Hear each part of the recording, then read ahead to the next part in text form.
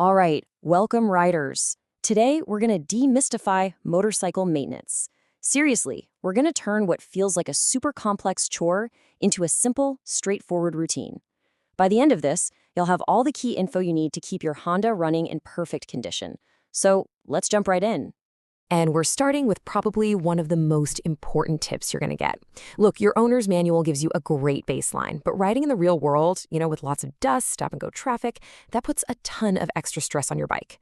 The big takeaway here is this: service your bike based on how you ride, not just what the odometer says. Trust me, that extra little bit of care makes all the difference. So, here's our game plan. First, we're going to cover the quick 2-minute check you absolutely should be doing before every single ride. Then, we'll zoom out and look at the bigger picture, the long-term service schedule. After that, we'll get our hands a little dirty with the heart of your bike, the engine, before moving on to the super critical chain and brake systems. And we'll wrap it all up with the other vital checks that make sure your ride is always safe and reliable. Okay, first up is the thing you'll be doing most often, and you could argue it's one of the most important.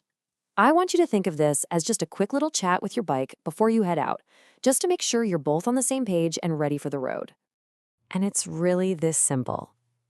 Check your oil level, give your brake levers a good squeeze, glance down at your tires, flick on your lights, give the horn a quick beep, and finally take a quick peek underneath for any drips.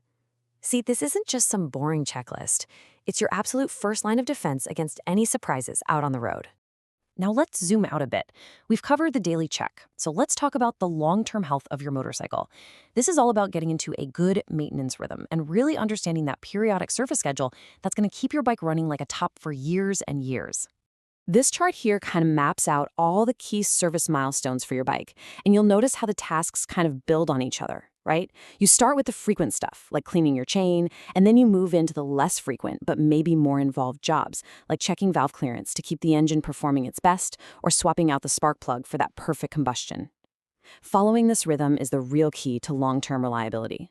All right, let's get into the heart of the machine.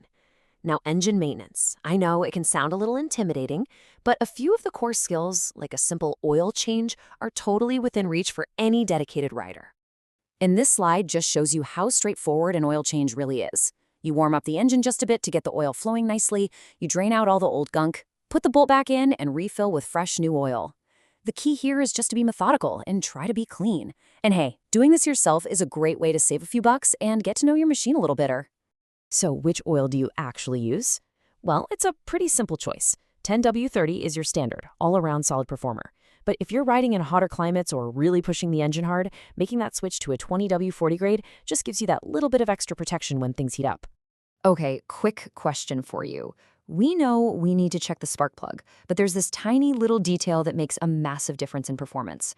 Any idea what the correct gap is? And there it is, less than a single millimeter. It seems so small, right? But getting this gap just right ensures you get a strong, efficient spark, and that translates directly to a smooth and responsive engine. It's just a perfect example of how the little details are absolutely critical in motorcycle maintenance.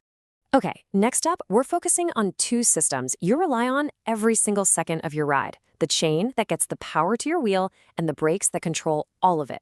Getting these right isn't just a good idea. It's totally non-negotiable for both performance and your safety.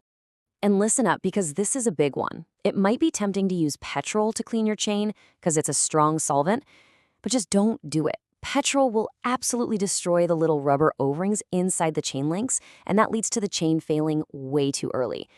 Kerosene is the only safe and effective choice here, period.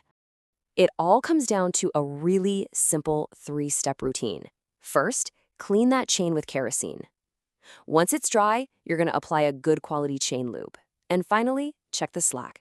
That's just the amount of up and down movement you have. For most bikes, somewhere between 20 to 30 millimeters is the sweet spot for a smooth, efficient ride. Now that the chain is all sorted out, let's turn our attention to what gives you all that control: the brake system. You could argue this is the single most important safety feature on your entire motorcycle.